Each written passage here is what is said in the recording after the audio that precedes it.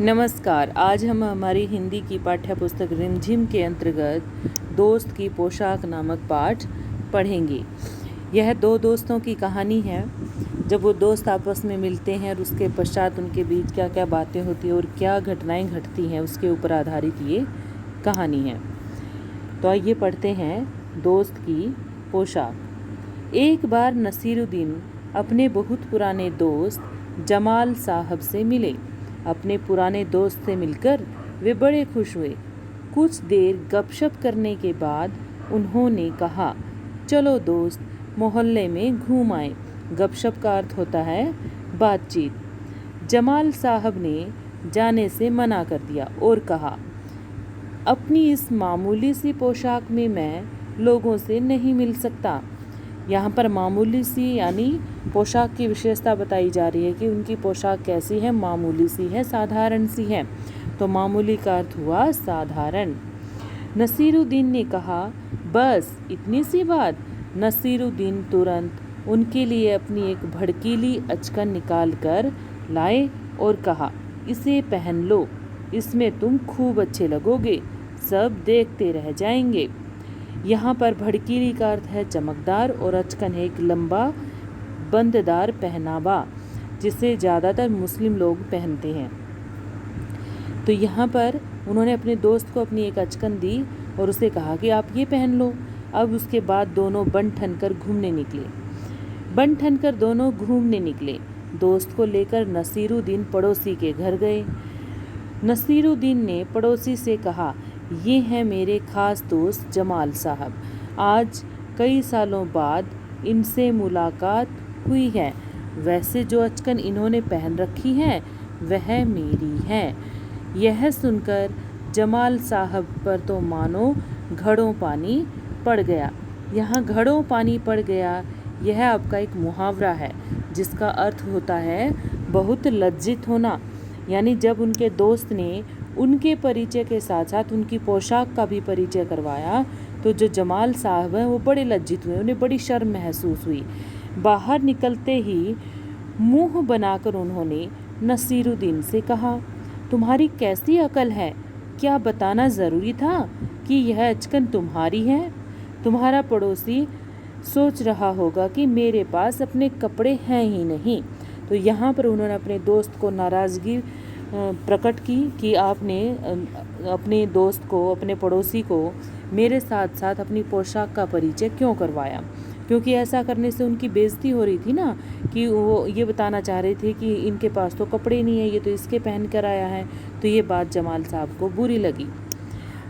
ये देखो, ये दोनों बन ठन कर घूमने के लिए जो मोहल्ले में निकले हुए हैं, तो ये उसी का चित्र है। इसके पश्चात नसीरुद्दीन ने माफ़ी मांगते हुए कहा, गलती हो गई, अब ऐसा नहीं करूँगा। अब नसीरुद्दीन उन्हें हुसैन साहब से मिलवाने ले गए। हुसैन साहब ने गर्मजोशी से उनका स्वागत सत्कार किया। यहाँ पर गर्मजोशी को भी आप अंडरलाइन करेंगे। गर्मजोशी होता है जोश के साथ, यानी बड़े ही अपनेपन से, बड़े ही आदर भाव से उनका स्वागत सत्कार किया, उनका आदर किया। जब जमाल साहब के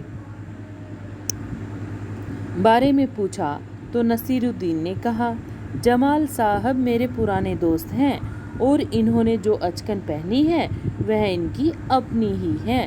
अब यहाँ फिर गड़बड़ हो गई कि अचकन का जिक्र तो फिर कर दिया उन्होंने। जमाल साहब फिर नाराज़ हो गए। बाहर आकर बोले, झूठ बोलने को किसने कहा था तुमसे? क्यों? नसीरुद्दीन ने कहा, तुमने जैसा चाहा मैंने वैसा ही तो कहा। पोशाक की बात कहे बिना काम नहीं चलता क्या? उसके बारे में न कहना ही अच्छा है, जमाल साहब ने समझाया। जमाल साहब को लेकर नसीरुद्दीन आगे बढ़े। तभी एक अन्य पड़ोसी मिल गए। नसीरुद्दीन ने जमाल साहब का परिचय उनसे करवाया। मैं आपका परिचय अपने पुराने दोस्त से करवा दूं। यह हैं जमाल साहब और इन्होंने जो अचकन पहनी है उसके बारे में मैं चुप ही रहूं तो अच्छा है। अब भी क्या था, वो फिर से उन्होंने अचकन का जिक्र कर दिया, क्योंकि वो बार बार भूल ही नहीं पा रहे थे कि उनके दोस्त ने उनकी अचकन पहनी हुई हैं। तो इस प्रकार वो दोस्त को अपनी पोशाक पहनाकर अपने दोस्त की बेइज्जती करता रहा। इस तरह से सबको बताना अच्छा नहीं लगता ना। कोई अगर कहे कि ये मेरा, और दे भी दो और फिर आप जताते रहो कि ये मेरा है, ये मेरा है, तो उसको बुरा लगेगा, सब दूसरों के सामने उसकी बेइज्जती हो जाती है। तो आइए करते हैं इसका पुस्तक अभ्यास। तुम्हारे सवाल। कहानी के बारे में कोई 5 प्रश्न नीचे दी गई जगह में लिखो। कॉपी में उनके उत्तर लिखो। यहाँ पर आपने खुद के प्रश्न बनाने हैं और उन प्रश्नों के उत्तर अपनी कॉपी में लिखने हैं। यहाँ नहीं लिखने, यहाँ तो केवल अपने बनाए हुए प्रश्न लिखने हैं, उत्तर अपनी कॉपी में लिखने हैं। तुम्हारी बात। नसीरुद्दीन और जमाल साहब बन ठन कर घूमने के लिए निकले। तुम बन ठन कर कहाँ जाते हो? तुम किस किस तरह से बनते ठनते हो? तो आपने ये बताना है कि आप कहीं तैयार होकर, रेडी होकर, अच्छे अच्छे कपड़े पहनकर आप कहाँ कहाँ जाते हो, वो लिखना है यहाँ पर। यहाँ लिख देना। और तुम किस तरह से बनते ठनते हो, यानी तुम तैयार होने के लिए क्या क्या करते हो, वो सब बातें यहाँ पर आपने बतानी है। तुम्हारी समझ से, ये पुस्तक में ही कर देंगे आप। तुम्हारी बात, ये वाला भी पुस्तक में हो जाएगा, ये स्टार्टिंग वाला भी ये पुस्तक में हो गया, प्रश्न बनाने वाला। उत्तर नोटबुक में जाएंगे इसके, ये वाला भी आप पुस्तक में ही कर देंगे। तुम्हारी समझ से।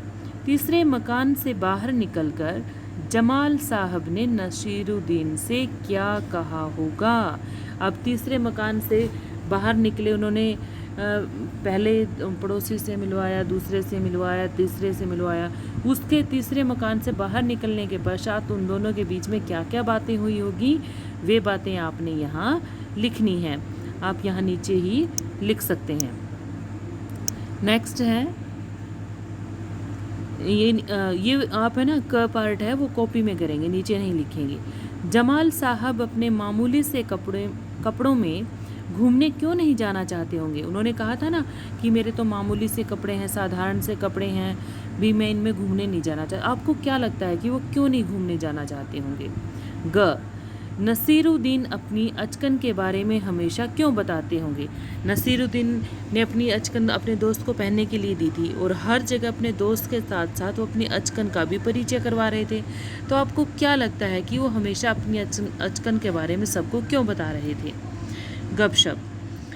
जब जमाल साहब और नसीरुद्दीन हुसैन साहब के घर से बाहर निकले तो उन्होंने अपनी बेगम को नसीरुद्दीन और जमाल साहब से मुलाकात का किस्सा सुनाया। उन दोनों के बीच में क्या बातचीत हुई होगी, लिख कर बताओ।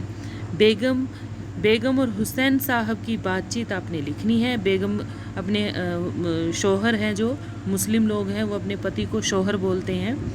तो बेगम अपने शौहर को कहती हैं, कौन आया था? हुसैन साहब, नसीरुद्दीन अपने दोस्त के साथ आया था। अब इसके पश्चात बेगम ने क्या कहा होगा, वो बातचीत आपने यहाँ लिखनी है। ये बातचीत विस्तार रूप में भी हो सकती है, आप इसको अपनी कॉपी में भी लिख सकते हैं। कम से कम एक पेज पर आप इसकी बातचीत को पूरा कर सकते हैं। घूमना फिरना। नसीरुद्दीन ने कहा, चलो दोस्त मोहल्ले में घूम आए। जब नसीरुद्दीन अपने दोस्त से मिले, वे उससे अपना मोहल्ला दिखाने ले गए। जब तुम अपने दोस्तों से मिलते हो तब क्या क्या करते हो? वो उन्होंने कहा, चलो मोहल्ला, कई लोग जिनके घर पे कोई मेहमान आते, गांव में रहते हो, कहेंगे चलो जी खेत में घूम कर आते हैं। तो इसी तरह जब आपके घर में आपका कोई दोस्त आता है, कोई रिश्तेदार आता है, तब आप लोग क्या क्या करते हो? तब आपने कहाँ घुमाने लेके जाते हो, या घर पे ही उनके साथ कैसे एंजॉय करते हो, या उनको कैसे आप अपने घर पे अपने होने का एहसास दिलाते हो? क्योंकि बाहर से आया अगर हम उनके साथ मेहमान जैसा बर्ताव करते रहें तो उनका मन भी नहीं लगता। तो आप उनके साथ कैसे कैसे क्या क्या करते हो वो आपने यहाँ पर लिखना है। आप इसको अपनी कॉपी में भी लिख सकते हैं, और बुक में चाहे तो आप बुक में भी छोटा छोटा सा सुंदर राइटिंग में लिखें इसे। नीचे कुछ वाक्य लिखे हैं, तुम्हें इनका अभिनय करना है। तुम चाहो तो कहानी में देख सकते हो इन कामों का जिक्र कहाँ आया है। जैसे वो बन ठन कर घूमने के लिए निकले, ये घड़ों पानी पड़ना, मुंह बनाकर शिकायत करना, गर्म जोशी से स्वागत करना, नाराज़ होना, देखते ही रह जाना। आप इसके ऊपर अपना अभिनय करके किसी एक को लेकर अपना छोटी सी एक वीडियो क्लिप बनाकर 2 मिनट की बने, 1 मिनट की बने, वीडियो क्लिप बनाकर मेरे पास भेज सकते हैं। आगे है घड़ों पानी पड़ना। देखो मैंने आपको पहले बताया था, घड़ों पानी पड़ना एक मुहावरा है जिसका अर्थ होता है तो यहाँ पर मैंने अर्थ आपको लेसन में बता दिया, अब देखना है कि आपको यहाँ पर अर्थ याद है कि नहीं। अर्थ इसका क्या मतलब हो सकता है, पता लगाओ। तुम इसका मतलब पता करने के लिए अपने साथियों या बड़ों से बातचीत कर सकते हो या शब्दकोश से देख सकते हो। अगर आपने ध्यान से पीछे सुना हो, वीडियो को अच्छे से देखा हो या अपने ऑनलाइन क्लास में अपने अच्छे से सुना हो, तो आपको याद आएगा कि घड़ों पानी पड़ना, इस मुहावरे का अर्थ मैंने क्या बताया था। इस मुहावरे को सुनकर मन में एक चित्र सा बनता है। तुम भी किन्हीं 2 मुहावरों के बारे में चित्र बनाओ। कुछ मुहावरे हम दे देते हैं, तुम चाहो तो इनमें से कोई पसंद कर सकते हो। या तो आप अपनी पसंद से कोई 2 मुहावरों का चित्र बना दो। जैसे घड़ों पानी पड़ना, कोई इंसान खड़ा दिखा दो, उसके ऊपर घड़े से उसके ऊपर पानी पड़ रहा है, 2-3 घड़ों का पानी पड़ते हुए दिखा दो, ऐसा कोई चित्र बना रहे हैं। तो इसी तरह आपने कुछ और चित्र बनाने हैं। चित्र बनाना है जैसे ऊँट के मुंह में जीरा, ऊँट बना दिया, उसके मुंह में जीरा दिखा दो। या सिर मुंडाते ओले पड़ना, किसी को गंजा दिखाकर उसके सिर पे ओले पड़ते हुए दिखाना। या दिया तले अंधेरा, दिया बनाकर उसके नीचे अंधेरा। आपको याद हो तो आपकी तीसरी कक्षा में भी एक चित्र था जिसमें दिया तले अंधेरा वाला चित्र बनाया हुआ था। ईद का चांद है, ईद का चांद, ये मुहावरे हैं। इन मुहावरों के कहा जो है उसके ऊपर आपने चित्र बनाना। आपके मन में एक चित्र उभरता होगा, वो चित्र आपने यहाँ बनाना है। ईद का चांद बहुत प्यारा होता है। ईद का चांद कहने मतलब कोई इंसान किसी को प्यारा हो तो कहेंगे अरे मेरा ये तो ईद बड़े दिनों बाद दिखाई देना होता है ईद का चांद। ईद का चांद भी जब ईद होती तभी दिखाई देता है। उसी तरह अगर कोई इंसान किसी दूसरे इंसान से मिलता तो उसे कहता कि अरे भाई तुम तो बड़ा ईद का चांद हो गए हो, कई दिनों से मैंने तो आपको देखा ही नहीं, कहाँ रहते हो आजकल। तो इसी तरह इन मुहावरों का आपने एक चित्र बनाना है, इसके ऊपर एक चित्र बनाना। जैसे मैंने आपको कोशिश की समझाने की, तो आप समझ गए होंगे।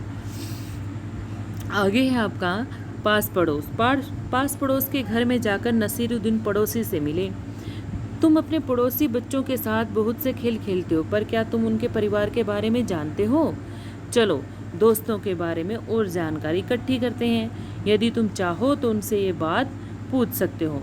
आप अपने दोस्तों से बात करके उनसे पूछ सकते हैं कि उनके घर में कुल कितने लोग हैं, उनके नाम क्या है, उनकी आयु क्या है, उम्र क्या है, वे क्या काम करते हैं। और इस सूची में आप अपनी तरफ से भी अपने सवाल जोड़ सकते हैं।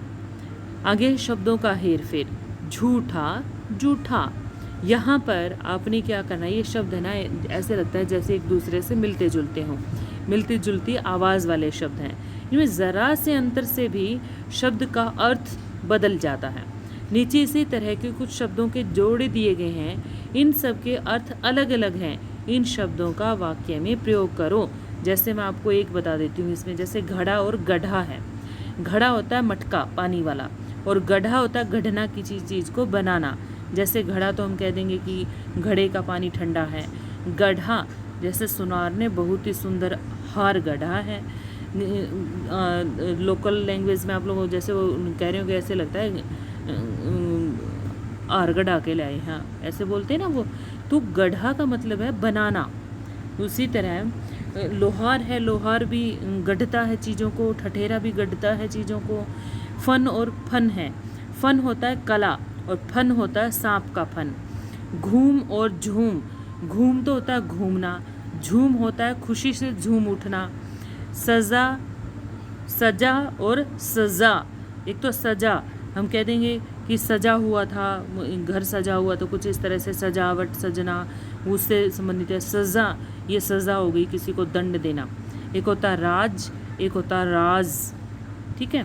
तो राज क्या है, उसका एक राज होता है भेद, एक राज होता है भेद, उसका राज खुल गया। और एक होता है राज कि राजा, उस राज्य में एक राजा राज करता था। तो आपने यहाँ पर इनका अंतर्भेद, अर्थ का भेद करते हुए इनके ऊपर एक वाक्य बनाना है। खोल और खोल, एक खोल का अर्थ होता है खोलना, जो पहले वाला खोल है।